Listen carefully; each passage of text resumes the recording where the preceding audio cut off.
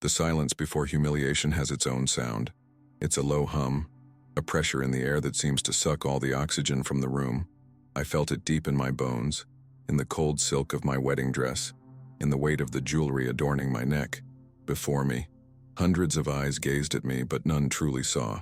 They saw a symbol, a wedding ring, a transaction, and in a few seconds, they would see a failure.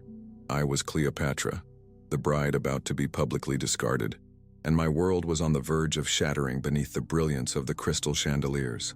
The man in front of me, Sheikh Karim, was the architect of my dream, and, now, my nightmare.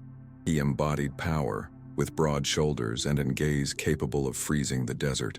For months, I had learned to decipher every nuance of his expression, but at that moment, his face was an icy mask. The love I believed I saw there, or perhaps I had fabricated, had dissipated, leaving only a biting cold. The air was thick with the scent of incense and jasmine, a sweet blend that grew nauseating, the perfume of my own sacrifice. I felt like an exhibit, a precious piece of art that the buyer, after a final inspection, decided had an invisible flaw and was about to be returned.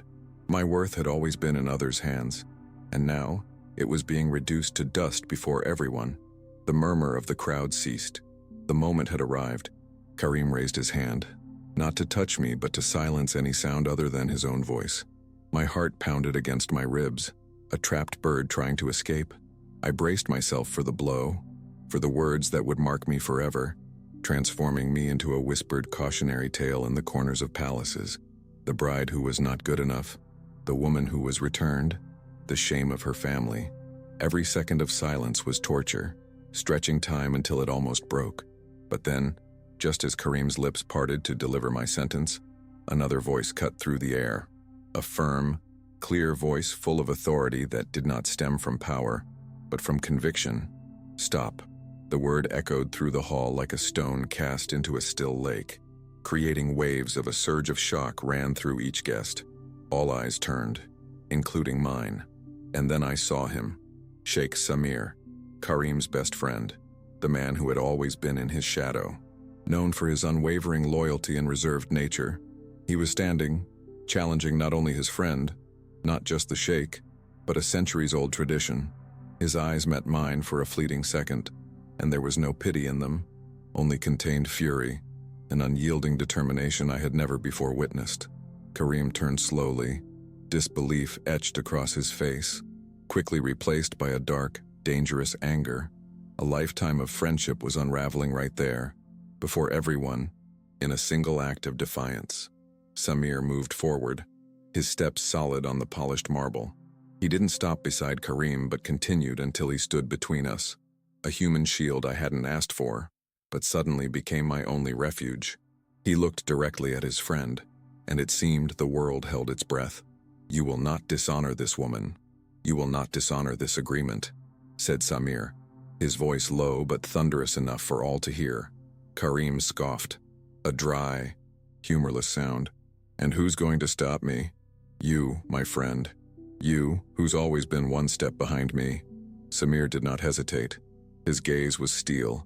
Then he turned to the elders of both tribes, who observed the scene with a mix of horror and fascination. And what he said next sealed my fate in a way I could never have imagined. "Her honor will not be stained, because He paused, and his gaze returned to me, piercing into my soul. "I will take her as my wife myself." A collective, suffocated scream swept through the hall. I was spared from dishonor only to be cast into the center of an infinitely greater scandal. Samir's words were not a proposal.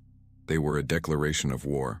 A war against his best friend, against his family, against everyone's expectations. In a single act, he sacrificed a lifetime of loyalty to save the honor of a nearly stranger. I was paralyzed, caught between two giants. On one side, the man who had discarded me like a broken object. On the other, the man who claimed me as a battlefield prize. I was saved, yes, but I did not feel free. I felt like a pawn exchanged in a game of power and pride, a game whose rules I did not understand. The question screaming inside me, louder than the shocked whispers around me, was terrifying. Could a marriage forged in piety and scandal someday bloom into true love? Or was I condemned to forever be the bride who was replaced, a living symbol of the friendship she destroyed and the duty that imprisoned her? There was no time for answers. The chaos that ensued after Samir's declaration was a wave of sound and movement that swallowed me whole. Hands grabbed me, guiding me away from the altar that had become my stage of humiliation.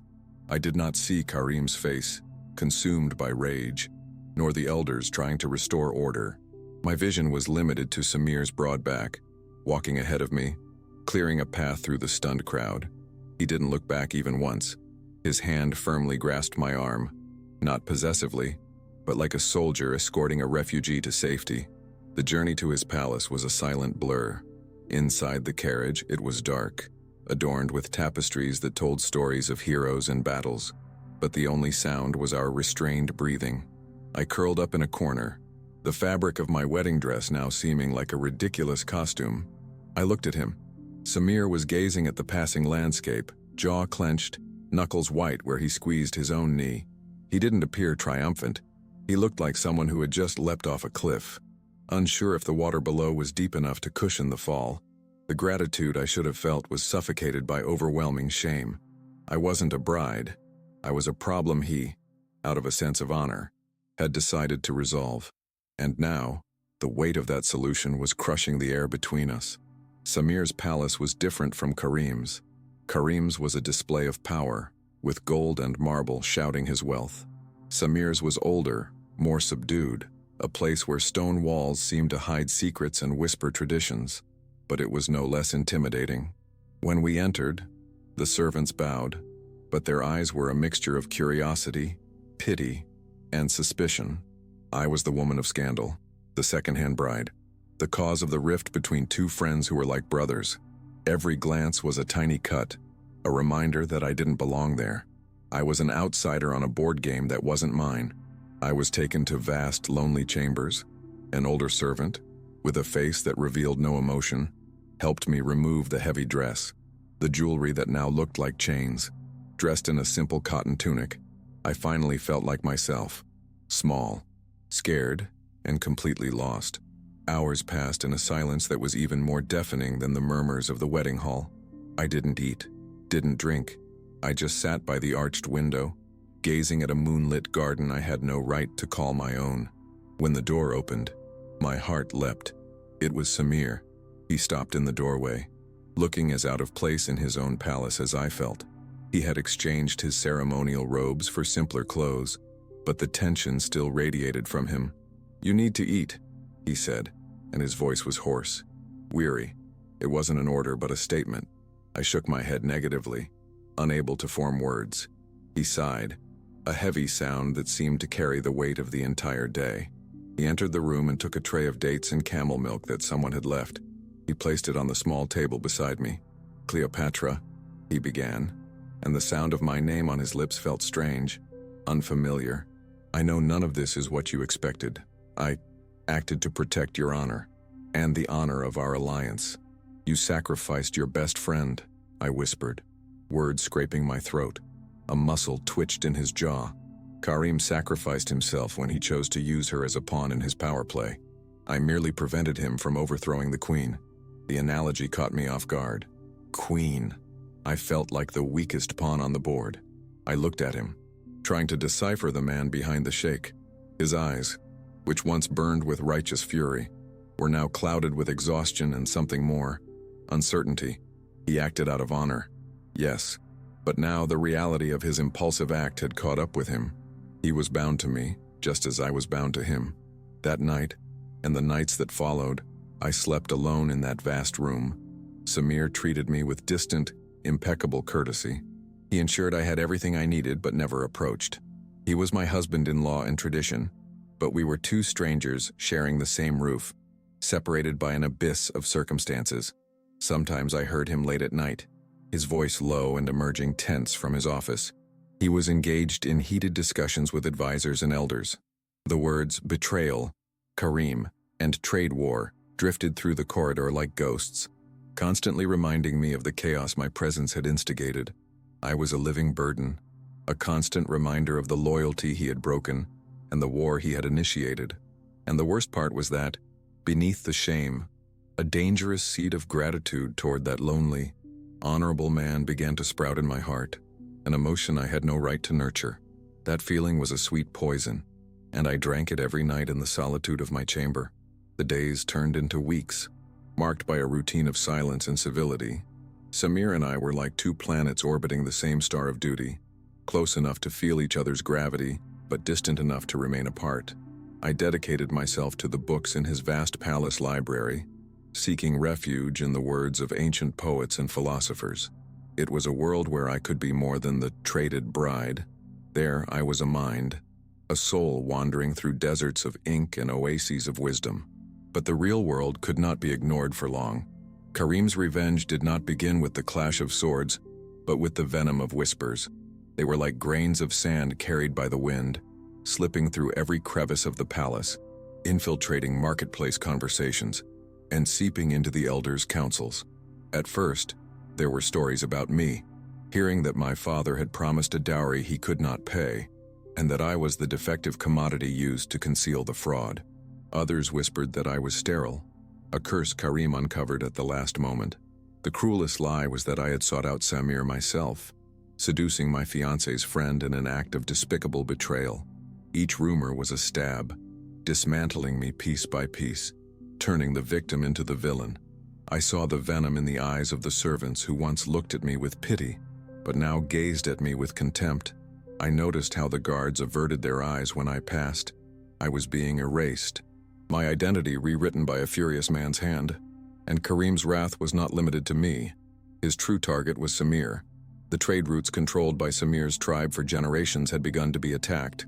Cargoes of spices vanished into the desert. Water agreements with neighboring tribes were suddenly broken, with more advantageous offers from Karim's clan. The trade war I overheard Samir discussing in his office had become real and bloody. He was being isolated, economically strangled, punished for an act of honor that the world now viewed as treachery. External pressure had begun to erode the walls Samir had built between us. He was spending more time at the palace, locked in his office, surrounded by maps and parchments scattered across the table. The lines of exhaustion etched deeper into his face. One night, unable to sleep, I went to the kitchen to fetch a glass of water and found him there, standing in the shadows, gazing out at the night through the window. He didn't hear me arrive. There was a vulnerability in him I had never seen before, the weight of 1,000 lives pressing on his shoulders.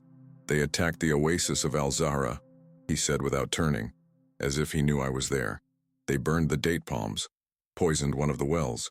His voice was devoid of emotion, which made it all the more terrifying. It was the calm of a man witnessing his world collapsing and refusing to scream.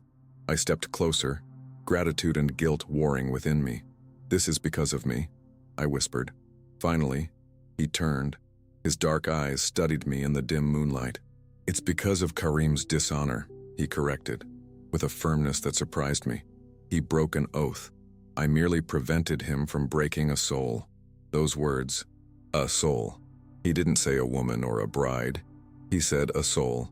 For the first time, I felt that he saw something in me beyond my situation. In that moment, the fragile bridge between us gained its first pillar of support. I was not just his burden. I was the reason he fought. Driven by an impulse, I reached out and took his hand. It was cold and tense. "You don't have to carry this alone," I said, and the words came out stronger than I expected. From that night on, something changed. I began to leave the library behind and shyly step into his world. I observed his meetings from a distance, listening to the strategies, the setbacks, the small victories. My mind, sharpened by books, started to recognize patterns that the warriors did not see. One night, I saw him leaning over a map, his brow furrowed in frustration. His advisors had left, leaving him alone with an impossible problem: how to bring supplies to an allied village without passing through Karim's now hostile territory. "There's another route," I said from the doorway. He looked up, surprised. I stepped in and pointed to the map. "Here, the old dry riverbed. The war maps don't show it, but the old poems describe it as the path of the sand serpent. It's dangerous, but invisible to those unfamiliar with the stories." He looked at me, a mixture of skepticism and curiosity in his gaze. "How do you know that?" "I read," I replied simply. "The stories that your warriors have forgotten, the poets have preserved." That night, we talked for hours, not about Karim or the wedding, but about history, poetry, and stars. I discovered that behind the principled sheikh was a man who dreamed of mapping the desert, who knew the name of every constellation, and he, in turn, realized that the silent bride he had saved possessed a strategic mind and a soul that bloomed with the beauty of words. He no longer saw me as an object of pity, but as an unexpected ally, and I saw in him not a savior, but a man whose solitude, like mine, was a vast desert waiting for an oasis. Karim's pressure, designed to destroy us, was actually forging us into something new, something neither of us anticipated: a partnership. The sand serpent route was a success. Supplies reached the allied village, strengthening Samir's position and sending a silent message to Karim. He was not the only one who knew the desert's secrets. That night, a different stillness settled over the palace. It was not the tense silence of unease, but the calm that follows a shared victory. I found Samir on the balcony of his office, watching the same moon that, weeks earlier, had illuminated my solitude. He offered me a cup of hot mint tea, and I accepted, seating myself not too close, yet not too far away. Our shoulders nearly touched in the cool night air. "Your poetry saved lives today," he said, his voice low and devoid of its usual tension. "My warriors now call it Cleopatra's Path." A warmth spread through my chest, something stronger than the tea. For the first time since I arrived, I was no longer a burden or a problem. I was an asset. "Stories belong to everyone," I replied. I just listened. We remained silent for a while, a comfortable silence. It was in this space of tranquility that a question that haunted me found the courage to be asked. "Samir," I began hesitantly, "may I ask you something about Karim?" He stiffened subtly, the peace of the moment shattering like thin glass. "Go ahead. Why did he do that? The public humiliation. It made no sense. If he didn't want me, there were other ways, honorable ways, to dissolve the agreement. What he did was cruel without purpose. It was performative." Samir did not answer immediately. He took a long sip of his tea, his eyes fixed on the dark horizon as if searching for an answer among the stars. When he spoke, his voice was carefully neutral. "Karim has always liked an audience. He believes that power is not something you possess, but something you demonstrate." Repeatedly. "But it was more than that," I insisted, sensing there was something deeper beneath the surface. There was something in his eyes. It was not just anger or contempt. It was urgency, as if he needed to rid himself of me quickly, in a way that no one could question. A muscle twitched in Samir's jaw. He turned to me, and under the moonlight, I saw a shadow of conflict in his gaze. It was the expression of a man guarding a heavy secret. "You are very observer." "I had to learn to be one," I replied softly. "Women like me, our world is composed of nuances. A glance, a tone of voice. Sometimes it's the only weapon we have." He sighed, a sound that seemed to emanate from the depths of his soul. There were conversations. Before the wedding, Karim was negotiating a new trade route to the east, a route passing through the lands of the Al-Farsi tribe. They are our long-standing rivals, but incredibly wealthy. My heart began to race faster. And what does this have to do with me? The Al-Farsi have a single daughter. The patriarch made it clear that any commercial alliance would have to be sealed with a blood pact. Karim told me he refused, that his honor was pledged to our tribe, to you. The pieces started to click into place in my mind, forming a hideous and terrifying image. "But he didn't refuse, did he?" I whispered. Samir looked away again. On the day of the wedding, just hours before the ceremony, I received a messenger, one of my spies. He informed me that a convoy of the Al-Farsi was camped less than a day's travel from here. They weren't here for tourism. They were waiting. The air seemed to thin.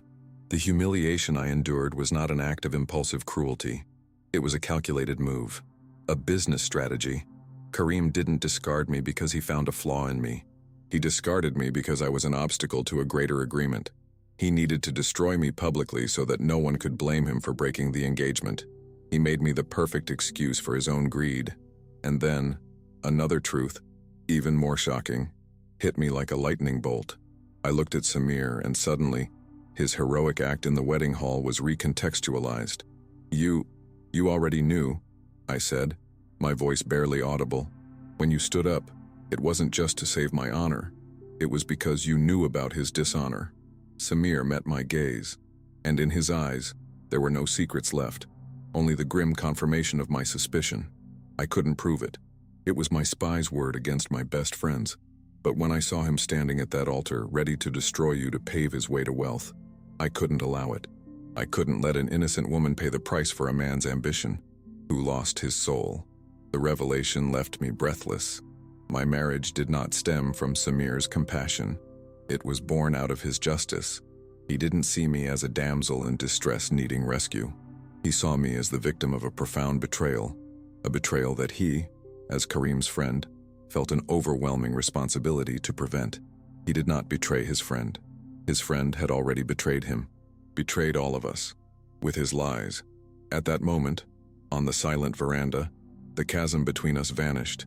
The weight of gratitude I had carried transformed into something different, something more equal, respect. And the man beside me was no longer my savior or guardian. He was my accomplice in truth. We were in this together, not out of duty or coincidence, but because we were the only two people in the world who knew the true nature of the man now hunting us. And that shared knowledge bound us more tightly than any wedding ceremony ever could. That knowledge was an anchor in a sea of uncertainties. From that night on the veranda, the palace's dynamics shifted. It was no longer my refuge and his fortress. It became our headquarters. Samir's distant courtesy was replaced by silent complicity. Our meetings were no longer accidental or forced.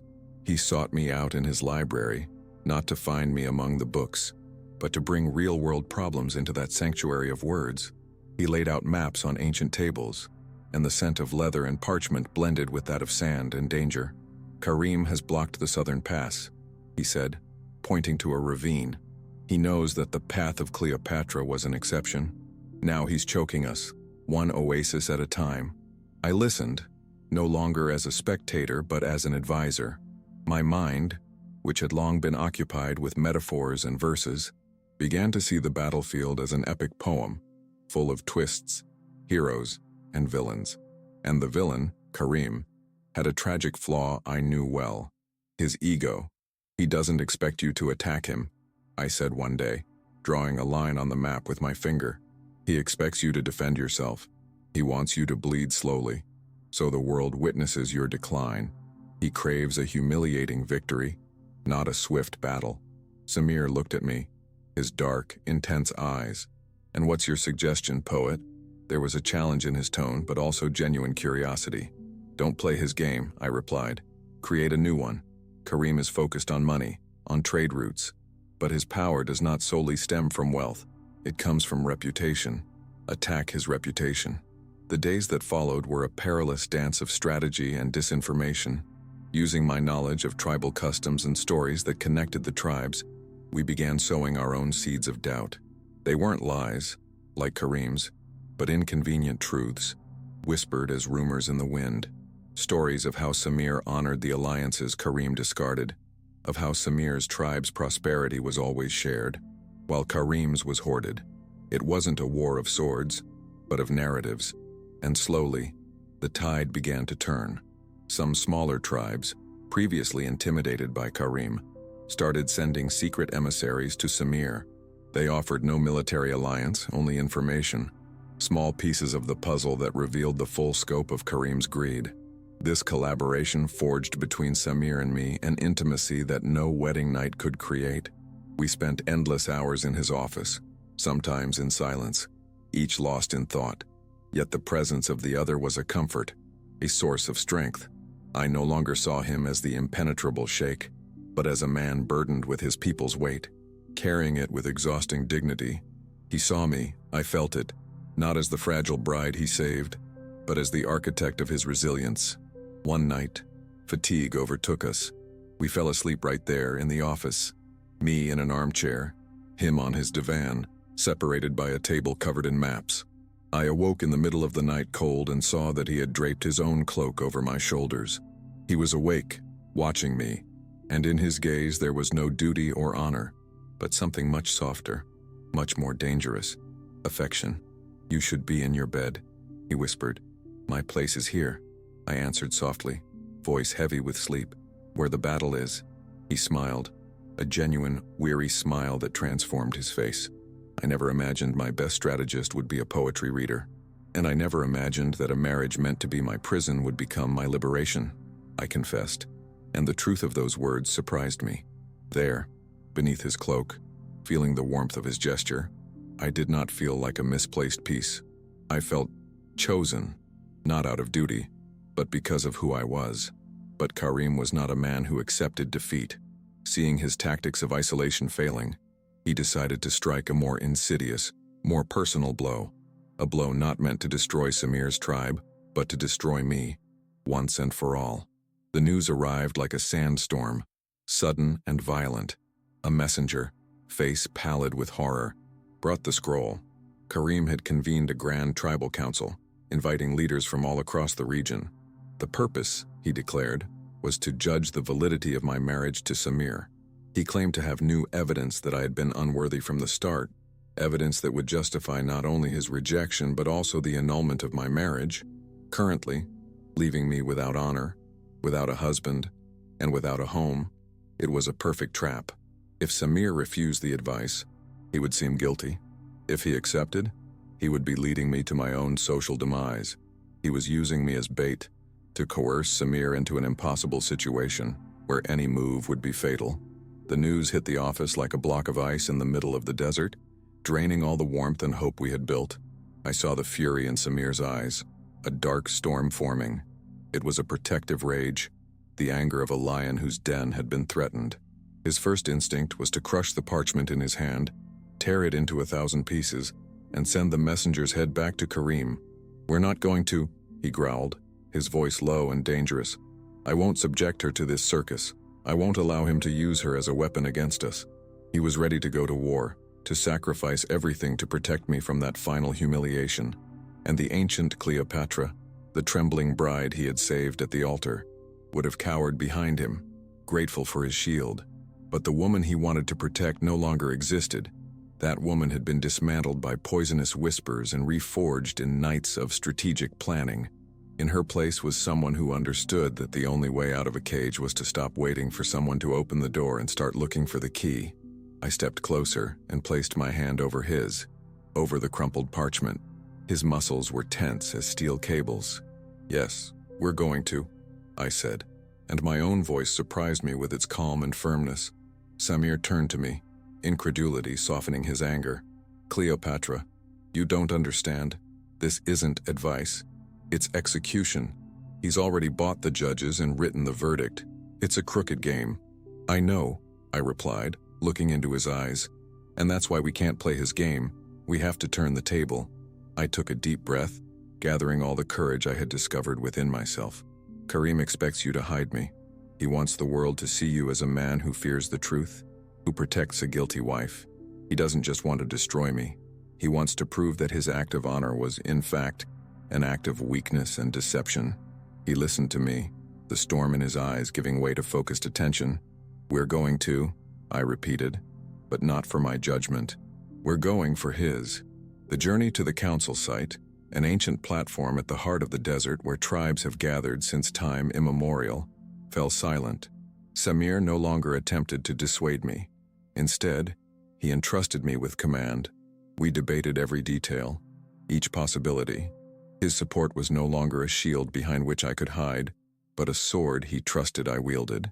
When we arrived, the scene was exactly as Karim had planned. Intimidating, hundreds of tribal leaders, elders with white beards, and fierce-eyed warriors sat in a vast circle. The air was heavy with distrust and anticipation. At the center, slightly elevated, was Karim, sporting a smile of barely concealed triumph. He saw us approach and his smile widened. He believed the prey had walked straight into the trap. Samir helped me dismount from the mount. His hand on mine was not that of a husband guiding his wife, but of a general beside his queen before the final battle. He guided me to our seats, and every step under the watchful eyes of hundreds of men was a test. I did not lower my head. I kept my chin high, my gaze fixed not on Karim but on the faces of the elders, the true holders of power. Karim began with a grandiloquent speech on honor, tradition, and the purity of alliances. Then, he attacked me. He brought false witnesses, bought servants who swore they had heard me conspire with Samir before the wedding. He presented forged letters, supposedly written by me, discussing ambition and discontent. It was a web of cunning lies designed to portray me as a treacherous and manipulative woman. With each accusation, I felt the eyes turning toward me, the weight of judgment growing. I looked at Samir. He stood still as a stone statue, his face an impassive mask, but I could sense his contained fury radiating from him. He was fulfilling his promise. He was letting me fight my own war. When Karim finished, a satisfied silence settled over the council. He had presented his case. The trap was set. He turned to me with a look of false pity. "Cleopatra, do you have anything to say in your defense before this council decides your fate?" I slowly rose. The fabric of my dress rustled, the only sound in the deadly silence. All eyes were on me, waiting for tears, denials, pleas. "Yes," I said, my voice clear and resonating in the silent desert air. "I have something to say, but not in my defense." A murmur swept through the assembly. I stepped a few paces forward, into the center of the circle, so everyone could see me. "I am not here to defend my honor," I continued, gazing directly at Karim, "for my honor has never been in question. It resides in my actions, not in the words of others. I am here to speak about yours, Karim." His smile faltered. "You speak of tradition and alliances," I said, my voice gaining strength. "Let's talk about the alliance you were about to break. An alliance sealed not by greed, but by generations of respect. And why would you break it so spectacularly, so cruelly? Why humiliate a bride publicly, risking war, when there are honorable ways to dissolve a pact?" I paused, letting the question hang in the air. The answer is simple, because humiliation was not the goal. It was the tool. It was the excuse you needed to rid yourself of a commitment that had become inconvenient.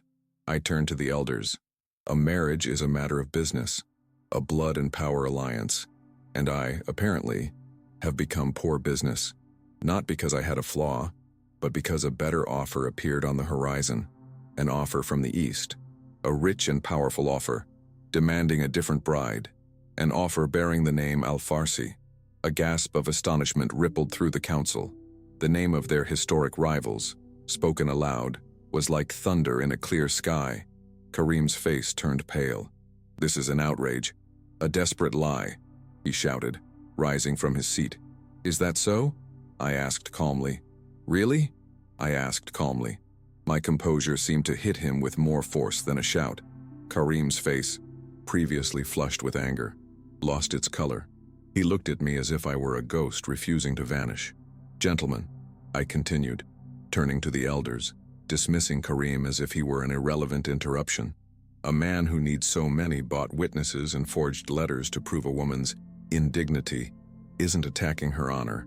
He is desperately trying to build his own on the ruins of another person." I took another step toward the center of the circle. My feet were planted firmly on the packed earth. I was no longer the trembling bride on a marble floor. I was a grounded woman standing firm. Karim talks about evidence. Let's talk about real proof. Proof that cannot be bought or forged. Let's talk about standards. He claims I was unworthy.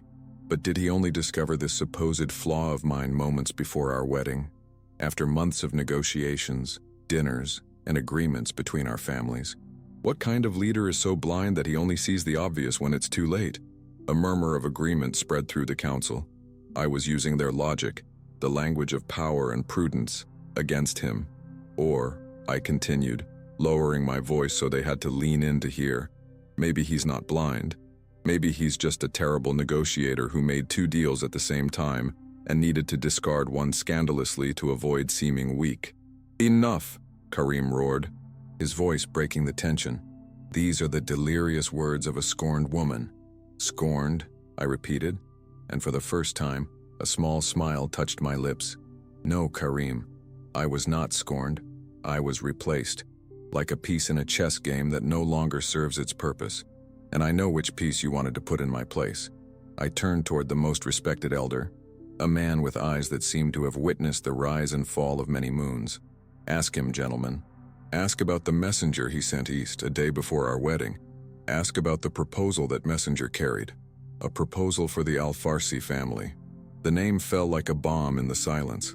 Karim staggered, fall back as if he'd been physically struck. His denial was weak, desperate. Lies. She couldn't possibly know that. "It's true. I don't have a spy to confirm," I admitted, and for a moment, hope returned to Karim's eyes. "But I have something better. I have your arrogance." I looked at Samir. He nodded subtly, an almost imperceptible sign. It was my turn. "Karim," I said, directly calling for his attention, "you're a meticulous man. You wouldn't leave such an important negotiation in just anyone's hands. You would have sent your most trusted man, your assistant, Zaid. Where is he right now, Karim?" Panic flickered in his eyes. He took leave. "Family matters." "Family matters in Al-Farsi territory?" I asked sharply. What a convenient coincidence. At that moment, Samir stood up. He didn't do it dramatically. He simply rose, with all his calm, commanding presence. He didn't look at me or Karim. He addressed the council. "With all due respect to the elders," he said, his voice resonating with calm authority, "I am not aware of any negotiation, but I can confirm one fact. My patrols patrolling the eastern border recorded Zaid, Karim's assistant, passing through 2 days ago. He was traveling hurriedly, and his horse bore the family insignia, indicating negotiations. It wasn't an accusation, it was a fact. A simple, undeniable, and devastating fact that turned my theory into truth. Karim's web of lies unraveled in an instant. The air was sucked from his lungs. He looked from Samir to me, his face contorted into a mask of pure hatred. The betrayal he felt wasn't because his friend had married me, but because his friend had exposed the truth. "Traitor!" he shouted at Samir. "You conspired with her. You planned this from the beginning to steal my bride and my lands." The accusation was so absurd, so desperate, that it sounded like the confession it was.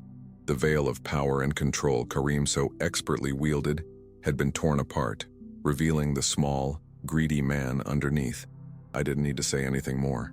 The elders exchanged glances. Their verdict was in their eyes. It wasn't a verdict about me, it was about him.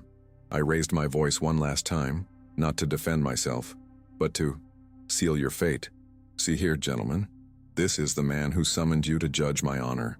A man who uses tradition as a shield for his own betrayal. A man whose word is worth less than the sand carried by the wind. My supposed dishonor was the curtain behind which his greed lay hidden. And now," I said, gazing at Karim's defeated face, "the curtain has fallen." A heavy, weighty silence befell the plateau. It wasn't the silence of anticipation, but the silence of the end. Karim's reputation, the most powerful weapon he possessed, was dead, and I was the one who delivered the final blow. He had not been defeated by an army or an elaborate conspiracy. He was defeated by the truth, spoken aloud by a woman he regarded as disposable. The elders did not need to deliberate. The verdict had been made, not by their voices but by the collective silence that condemned Karim. One by one, the tribal leaders rose and, without uttering a single word, turned their backs on him. It was a gesture more devastating than any exile, sharper than any blade. It was social erasure. Karim was left alone in the center of the circle, power draining from him like water through fingers. He cast us one final look, a gaze that promised eternal hatred, and then withdrew, not as a sheikh, but as a shadow. Samir stepped closer to me. His hand found mine, and the gesture was not one of protection, as on the wedding day, but of partnership. Our fingers intertwined, and I felt his strength flowing into me, and mine into him. We were no longer the savior and the saved. We were survivors. Together, we left the plateau, the silence of the crowd clearing a path for us, a silence now of respect. The journey back to the palace was different from the first. The silence that accompanied us in the carriage was no longer heavy with uncertainty, but light with relief. It was a silence filled with everything that needed no words. At one point, I looked at him, and he was already looking at me. In his eyes, There was no longer the weight of honor or the burden of duty. There was admiration, and something more, something that made my heart, which I thought had become as hard as stone, melt like wax. "You didn't need me to fight your battle," he said, his voice low and filled with an emotion I had never heard before. "No," I replied, squeezing his hand, "but I chose to fight alongside you." That night, for the first time, he did not leave me in my chambers. He led me to his, and there, the marriage born of scandal and forged in adversity, was finally consecrated, not by tradition or law, but by a mutual respect so profound and a love so genuine that it seemed to have existed forever, just waiting for the chance to breathe. The months that followed transformed not only us but the desert around us. The friendship between Samir and Karim was dead, buried beneath the weight of greed and truth. But Samir's sacrifice, once seen as betrayal, it was now recounted around tents and campfires as a legendary act of justice. Tribes that had once turned away now sought our alliance, drawn not by power but by integrity. My place was no longer in the library, among other people's stories. My place was alongside Samir in the council, my voice as heard as that of the elder generals. My wisdom, once confined to pages, now helped forge fair trade routes, mediate disputes, and build a future where honor was not a weapon to oppress but a foundation to thrive upon. I completed my journey, transforming from a woman who felt like an object, her worth determined by whoever possessed her, into a respected sheikha, whose strength lay in her own dignity. From a discarded bride to the queen of my own destiny, our story became a legend, whispered from generation to generation, a tale of how destiny sometimes must break one bond to forge an even stronger one, and she proved a truth that echoes through the dunes of time. The worth of a soul can never be measured by those who discard it, but rather by those brave enough to acknowledge it and wise enough to fight by its side. True love is not about preventing you from falling, but about showing you that you have the strength to stand alone. What was the turning point in your life that initially seemed like a disaster but ultimately proved to be your greatest blessing? Share your story in the comments. If Cleopatra's journey moved you, please leave a like, subscribe to the channel, and activate the bell so you don't miss any more stories like this.